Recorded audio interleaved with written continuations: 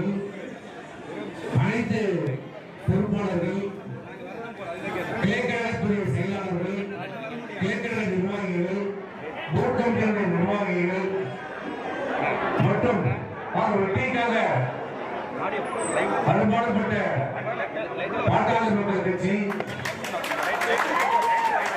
பாரதிய ஜனதா கட்சி, அம்மா மக்கள் முன்னேற்ற கழகம் மற்றும் அனைத்து கூட்டணி கட்சிக்கும் நிர்வாகிகளுக்கும் தொண்டர்களுக்கும் மனமார்ந்த நன்றியை தெரிவித்துக் கொள்கிறேன்.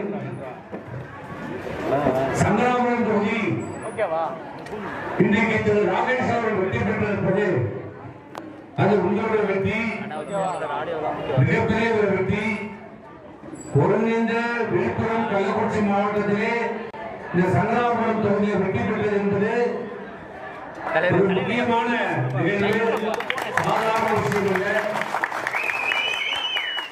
திமுகவுடன் இருந்து இதை கைப்பற்றியிருக்கிறோம்.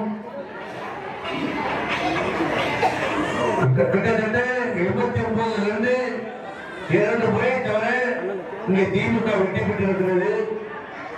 அப்படிப்பட்ட ஒரு ஜாம்பவானை இன்றைக்கு ஒரு எளிய தொண்டர், ஒரு இளைஞர் இந்த சங்கராபுரம் தொகுதியை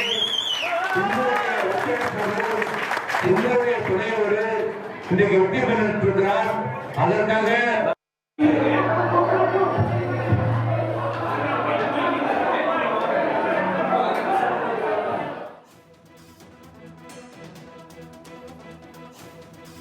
சங்கராபுரம் தொகுதி அலுவலக திறப்பு விழாவில் எம்எல்ஏ சி.வி. சண்முகம் கலந்து கொண்டுள்ளார்.